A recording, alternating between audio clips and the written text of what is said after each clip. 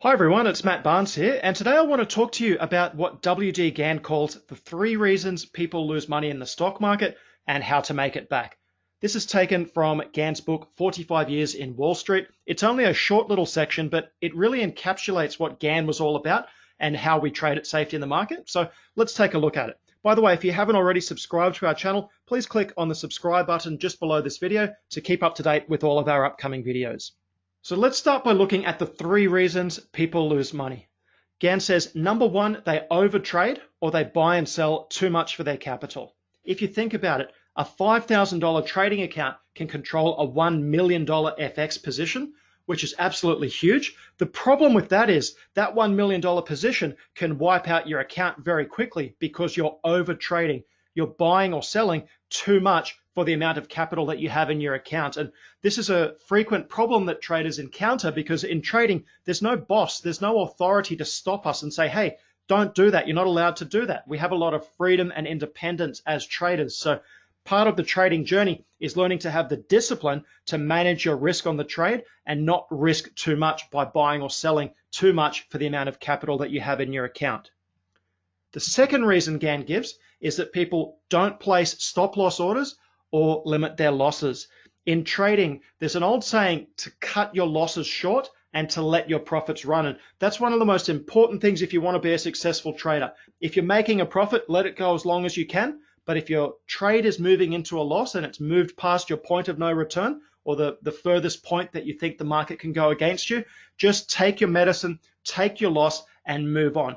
If you want to limit losses, the most effective way of doing that is using a stop loss order at the time you take the trade so that there's no emotion in play. It's just a cold, calculated decision. If the market crosses this point, I want out. If you think about it, even the best traders like W.D. Gann, who was once observed over a period of a month, taking 400 trades and being right over 90% of the time, even Gann, if you think about it, if he was right 90% of the time, he was wrong 1 trade out of every 10. Now, the problem with that is no one, not even Gann, would know which of those trades, which of those 10 trades is going to be the one that is going to be wrong and that can turn around and bite you. And that's why Gann always advocated using stop loss orders, because you don't know which trade is the one that's going to stop you out. And I think it's good enough for Gann, it's good enough for us too. The third reason Gann gives is lack of knowledge, and Gann says this is the most important reason of all. In our preparation for trading video, we heard Gann talk about doctors and lawyers spending upwards of 5 years getting ready to practice their profession before they start making money. So they've got to go through a learning curve, they've got to go to university, they've got to study, they've got to pass exams, all to prepare them to start making money from their profession. Gann contrasts this with traders who just rock up to Wall Street or open a trading account, no experience, no knowledge, and they just start trading. And Gann says, Gann's quite blunt if you're not already familiar with his work. Gann says, is it any wonder that they lose money? Okay, so lack of knowledge, Gann says, is the most important of all. You need to do some work, you need to do some learning before you start trading. And obviously that involves learning some skills. It also involves getting some experience, looking at some past examples in the market and getting some practice to test your skills and make sure that you understand them. So these are all taken from page 4 of Gann's book, 45 Years in Wall Street. And they're worth paying attention to. I always say, Gann wrote his first book when he had 20 years of experience, which is a little bit different to today where you see people jumping on Twitter. They come up with an idea, they mention it on Twitter, and then 3 months later they've got a book deal and they're selling books. This is someone who'd been in the market at this time when he was writing this for 45 years, 4.5 decades. So he'd been around for a long time. He'd seen a lot of traders come and go. He knew what he was talking about, and he saw these common themes over and over again in the market for why people lose money. So we've spoken about why people lose money in the market. Now let's see what Gann says about making it back. Gann says the first point to consider, or the first point to note, is that traders should learn to determine the trend of the market and to trade with that trend. There's a lot of money going through the markets, and markets, not all the time, but often will be moving in trends. And when a trend is underway, the best thing to do is to trade in the direction of that trend and not try to fight the trend. So markets tend to trend for longer than you think they can, whether they're going up or down. So if a market is going up, it tends to run for a longer distance in price and a longer period of time than people think it will.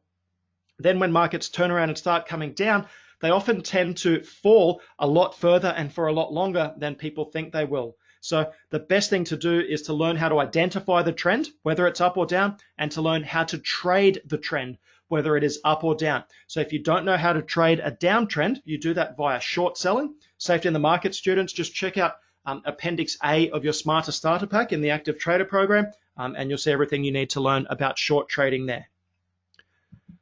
Gann then says, make up charts on the individual stocks as well as the averages. Now, an average is a stock index. So in the US, for example, they have the S&P 500, which is an average of the top 500 companies in the US.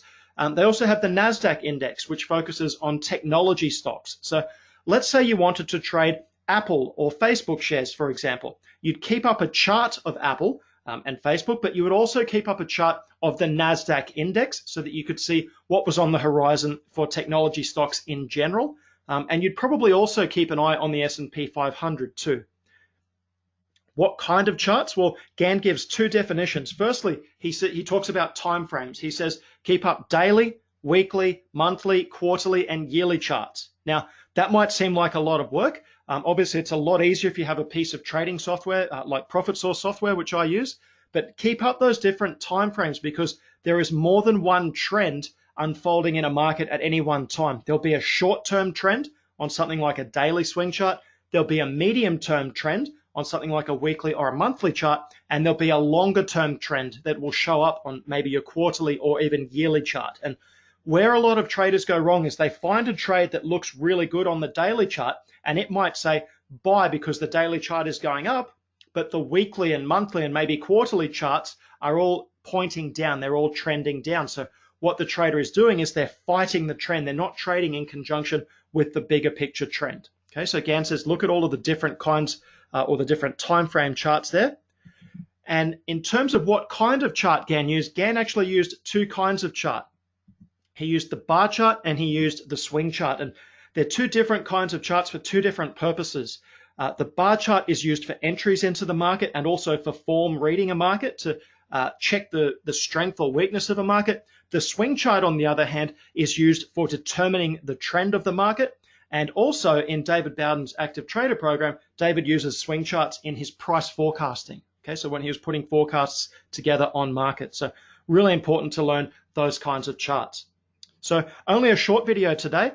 In summary, the three reasons that people lose money: they overtrade, they don't use stop losses, and lack of knowledge. And then how to make it back by determining the trend of the market, making up charts on individual stocks as well as averages, looking at more than one time frame for your charts, so you're not just stuck on a daily time frame or a weekly time frame, but you're considering all the time frames, and paying attention to both bar charts and swing charts. If you'd like to learn a bit more about this form of trading, check out our Active Trader program by looking at the video on this channel. Thanks for watching, and I'll see you in the next video.